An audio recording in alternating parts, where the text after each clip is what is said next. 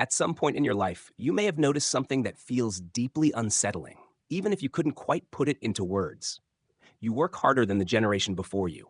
You are more educated, more productive, more connected, and yet the future feels more fragile, not more secure.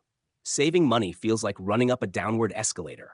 Prices rise quietly, relentlessly, while wages struggle to keep up. You're told this is normal, healthy even. But deep down, it doesn't feel normal at all. To understand why Bitcoin exists, we have to begin here. Not with technology, not with code, but with a slow erosion of trust in money itself. Modern money, what we call fiat currency, is not backed by gold or any physical constraint. It is backed by trust. Trust that governments will manage it responsibly. Trust that central banks will not abuse their power. Trust that the value you store today will reasonably represent your labor tomorrow. This trust is the invisible foundation of the entire system. And yet, over time, that foundation has been quietly cracking. Money today is created primarily through debt. When new money enters the system, it does not arrive as neutral value.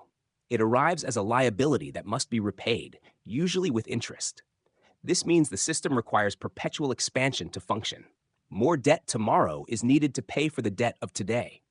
Growth is no longer optional. It is mandatory. And when growth slows, when reality collides with mathematical promises, the solution is almost always the same: print more money. This is where inflation enters the story, not as a technical term, but as a lived experience. Inflation is often described as rising prices, but that's only the symptom. The deeper reality is that inflation represents the gradual dilution of your stored time and energy. Every hour you worked in the past is slowly worth less in the future. Not because you made a mistake, not because you failed to keep up, but because the unit you saved in is being quietly debased. What makes this especially corrosive is that it happens without consent. There is no vote when the money supply expands. There is no personal opt out. The rules can change overnight, and most people only realize it months or years later, when their savings buy less, their plans shrink, and their sense of stability erodes. Supporters of the current system argue that this flexibility is necessary, that central authorities must have the ability to intervene, to stimulate, to stabilize. And in moments of crisis, that argument can sound persuasive. But flexibility without accountability carries a cost. When money can be created without hard limits, it inevitably flows first to those closest to its source. Large institutions, financial markets, governments themselves benefit early, while everyday people feel the effects later through higher prices and reduced purchasing power. This creates a subtle but powerful imbalance. Those who understand the system learn how to protect themselves with assets, leverage, and access. Those who don't are told to save responsibly, to be patient, to trust the process. Over time, money stops being a neutral tool and becomes a mechanism that quietly transfers value from the many to the few. At its core, the problem is not simply inflation or debt or mismanagement.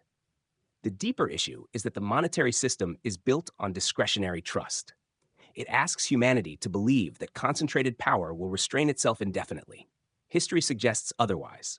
Every fiat system, without exception, has eventually been debased, not always through malice, often through necessity, fear, or political pressure. But the outcome is always the same. The value of money declines, and confidence erodes. When trust weakens, people begin to feel it everywhere. Long-term planning becomes harder. Saving feels pointless. Risk-taking increases, not because people are greedy, but because standing still guarantees loss.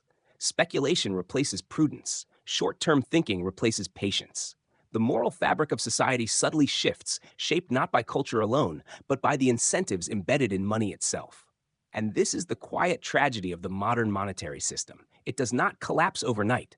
It doesn't announce its failure. It simply teaches people, slowly, that the future is less reliable than the present, that holding value is a losing game, that time itself is working against you. So when Bitcoin eventually appears in this story, it is not as a rebellion against banks or governments or even inflation alone. It is a response to something more fundamental. A response to a world where money no longer feels like a trustworthy store of human effort. A world where the social contract embedded in currency has begun to fray. Before we can ask whether Bitcoin is the solution, we must first sit with the question that gave birth to it. What happens when the system that measures value can no longer be trusted to preserve it? Once trust in money begins to erode, something else slowly comes into focus. You realize that money in the modern system is not truly yours in the way you once assumed. You may earn it, you may see numbers on a screen, but access to it is conditional. It flows through layers of institutions, rules, and approvals. And at any point along that chain, someone else can say no. In theory, banks exist to safeguard your money and facilitate transactions. In practice, they function as gatekeepers. Your ability to send, receive, or store value depends on compliance with policies you did not design and cannot negotiate. Most of the time, this arrangement feels invisible. You swipe a card, tap a phone, transfer funds, and everything works. But the moment you step outside what the system considers normal, the illusion of ownership disappears. Accounts can be frozen, transfers can be delayed or reversed. Entire populations can be cut off from the financial system, not because of crimes proven in court, but because of risk models, sanctions, or political decisions. And while this is often justified in the name of safety or regulation, it exposes a deeper truth. Modern money is permissioned money. This reality becomes even clearer when we look beyond stable economies. In countries facing political unrest, capital controls, or currency collapse, people learn very quickly that access to money is fragile. Withdrawal limits appear overnight. Foreign currency becomes illegal. Savings evaporate through inflation or confiscation. But the uncomfortable truth is that these are not anomalies.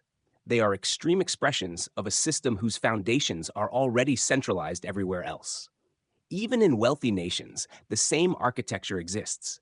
It is simply exercised more subtly. Financial surveillance is built into every transaction.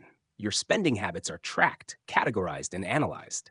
Your financial identity is inseparable from your legal identity.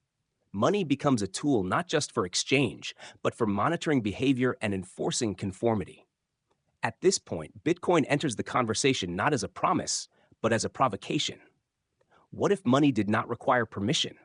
What if you could hold value without relying on a bank, send it without asking, and store it without fear of arbitrary seizure?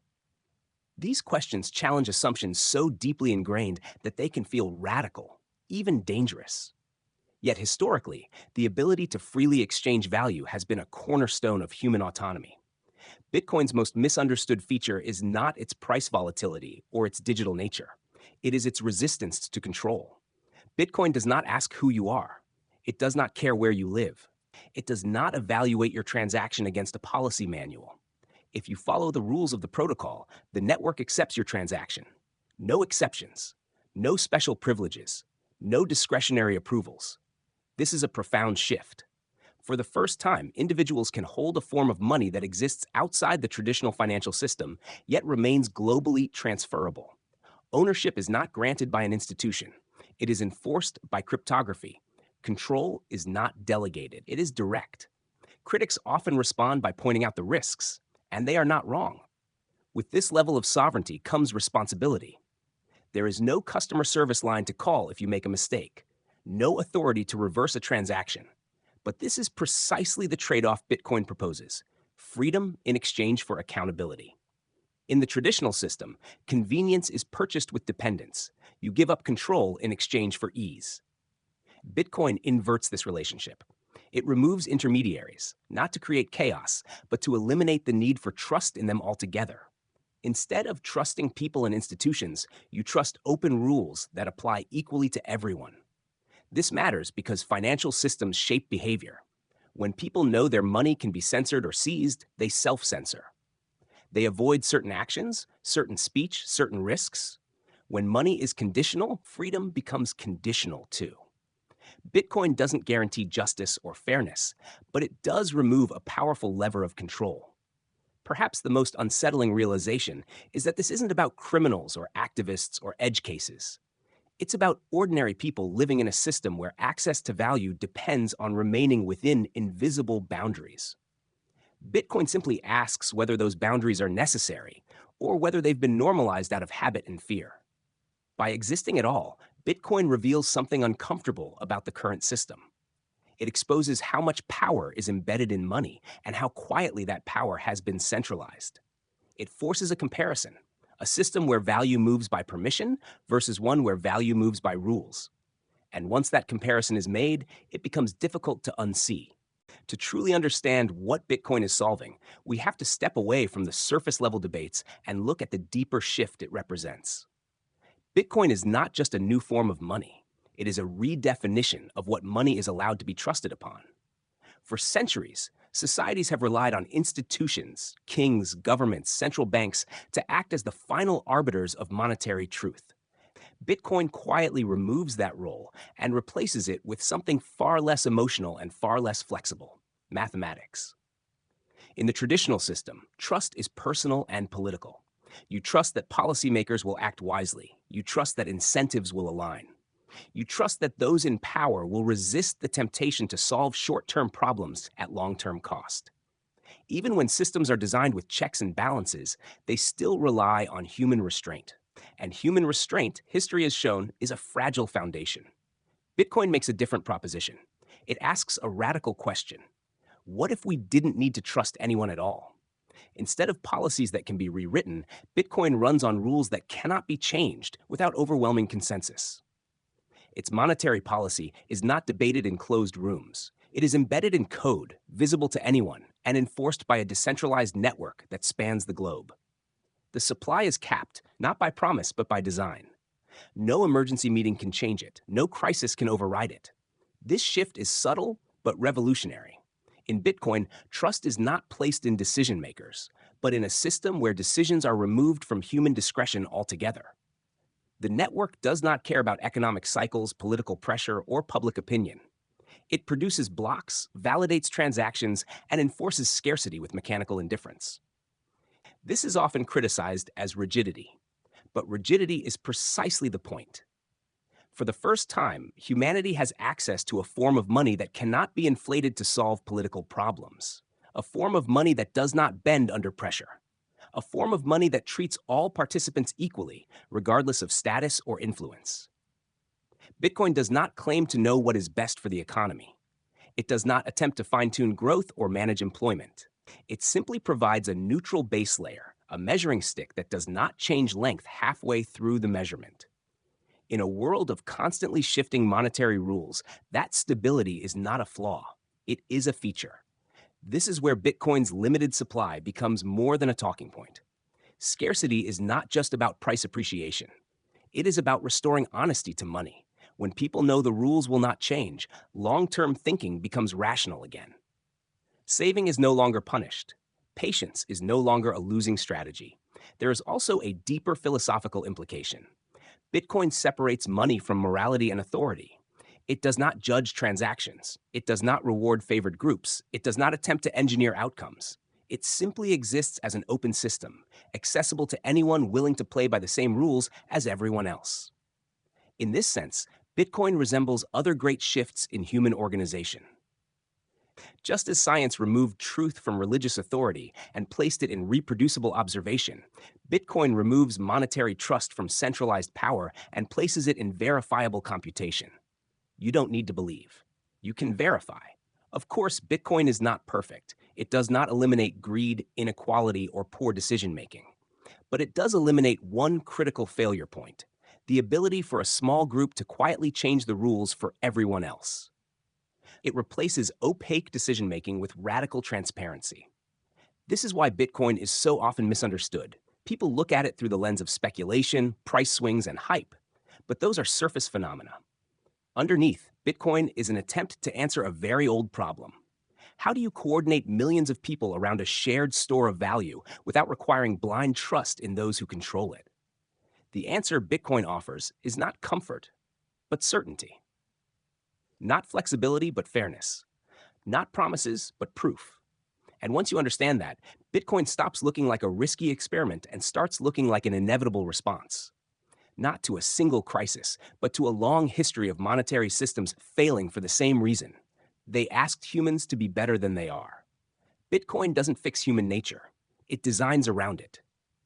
After stripping away the hype, the price charts, the arguments, and the noise, the question becomes surprisingly simple. What does Bitcoin actually protect?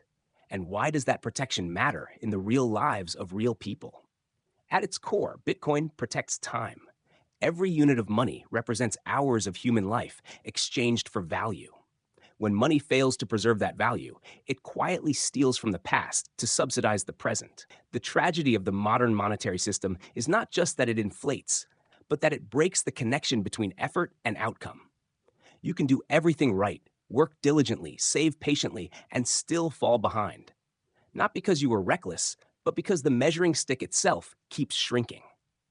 Bitcoin offers an alternative, not a guarantee of wealth, not an escape from risk, but a system where the rules governing money are not subject to human mood, political cycles, or institutional incentives. It does not promise stability in price, especially in the short term. What it offers instead is stability in principle, the certainty that the rules tomorrow will be the same as they are today.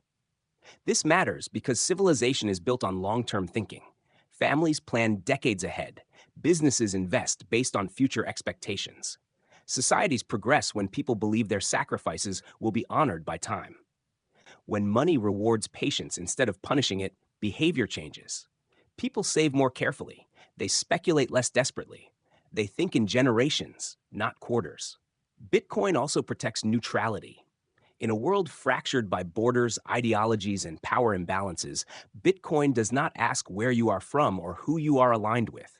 It does not discriminate between citizens of strong states and citizens of failing ones. A transaction from a billionaire and a transaction from a refugee are treated exactly the same by the network. This is not moral virtue. It is mechanical fairness. That neutrality is deeply unsettling to existing power structures because it cannot be bent. It cannot be selectively enforced. It cannot be weaponized without breaking entirely. And that is precisely why it matters. Neutral systems reduce the ability of money to be used as a tool of control. Of course, Bitcoin is not a utopia. It does not eliminate inequality. It does not ensure justice. It does not magically solve poverty or corruption. What it does is far more modest and far more important. It gives individuals an option. For the first time in modern history, opting out of the monetary system is not an act of isolation, but an act of participation in an alternative. You do not need permission to hold Bitcoin. You do not need approval to send it. You do not need trust in an institution to secure it. All you need is understanding and responsibility. This optionality changes the balance of power. Even if Bitcoin is never used by everyone, its existence alone forces a comparison. It introduces competition into a domain that has long been monopolized. And competition, more than ideology, is what drives improvement. Perhaps the most profound thing Bitcoin does is remind us that money is not a law of nature. It is a human invention, and like any invention, it can be redesigned. The current system is not the inevitable outcome of progress. It is a set of choices made over time, often under pressure, often without consent. Bitcoin does not demand adoption. It does not need belief. It simply exists, offering a parallel path. And in doing so, it reframes the conversation. The question is no longer whether Bitcoin will replace the current system. The question is whether the current system can justify itself in the presence of an alternative that operates without trust, without permission, and without manipulation. In the end, Bitcoin solves one problem extraordinarily well. It removes the ability to quietly change the rules of money. Everything else flows from that. And that is why Bitcoin matters. Not because it makes people rich, but because it makes promises honest again.